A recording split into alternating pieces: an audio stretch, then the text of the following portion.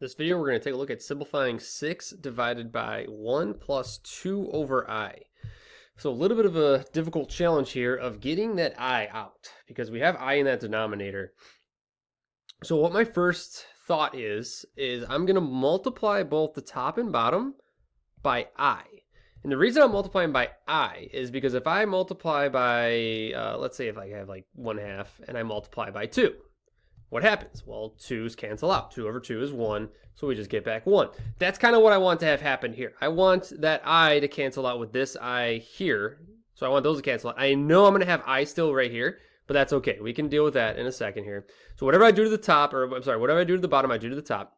So on top, I'm going to have 6I, and I'm going to multiply I times 1 and I times 2 over I. So I times 1 is just I times 2 over I is going to be 2. So we get I plus 2. And I know that doesn't, like, we're not done yet. We still have to get rid of that I in the denominator. We can't leave that I there.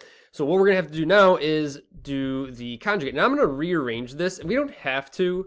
So I'm going to rearrange this as 6I over 2 plus I. We don't absolutely have to. I just prefer to work like this with the i's. So now I want to multiply by the conjugate being 2 minus I. This is the exact same process or thought process as if I had, let's say, 2 over 3 minus the square root of 5. Say I had that problem and I wanted to rationalize the denominator. What I'd multiply by is I'd multiply by 3 plus the square root of 5. I'd multiply by the conjugate. And what ends up happening, and I'm going to show you this with I, but what ends up happening is you multiply 3 times 3, you get 9. And then you multiply the 3. You wouldn't do this because we're multiplying the conjugate, but I want to show you what happens. 3 times the square root of 5 is 3 root 5. Negative square root of 5 times 3 is negative 3 root 5. Negative root 5 times root 5 is just 5 minus 5 because it's negative square root of 5 times square root of 5, which gives you negative square root of 25. Square root of 25 is 5, so negative 5. The reason we multiply by a conjugate, and I know you're looking at this on the surface level, you think we still have radicals in the denominator. The conjugate gets rid of that. 3 plus negative 3, or 3 minus 3 is 0. So all you're left with is 9 minus 5, which is 4. So we have no more radical on the bottom. That whole entire process happens with i's also. So when I multiply by the conjugate, whatever I do to the bottom, I do to the top. Let me actually do this in red.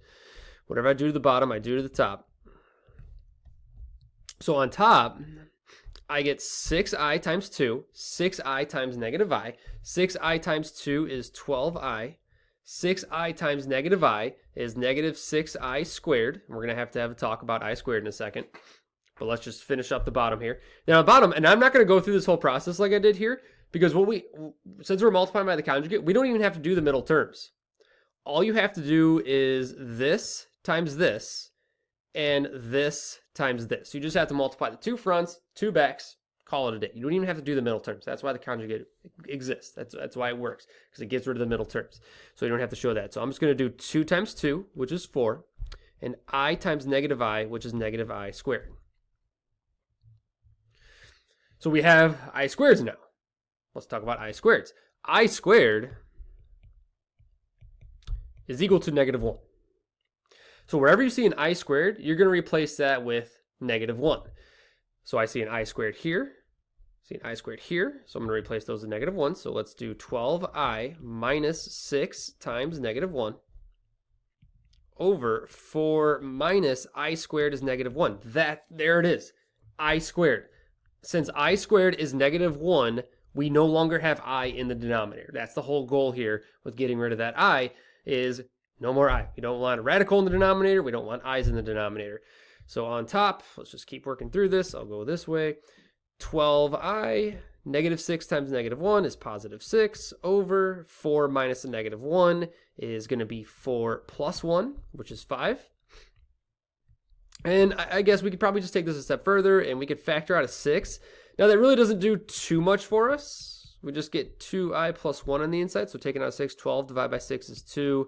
6 divided by 6 is 1. And then over 5.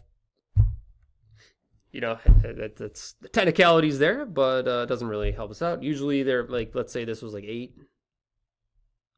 Let's say that was 8, then we could simplify 6 and 8, but it's a 5, so it doesn't really help us out. But that's okay. Yeah, good process here. So quick recap. I have this I in this denominator of the denominator, so I multiply by I to get rid of that fraction there with that I, and then we still have to do some work from there. And then this is just knowing 2 things. Knowing how to rationalize your denominator with radicals and i's, same process, and then this rule right here, I squared is equal to -1. Key there.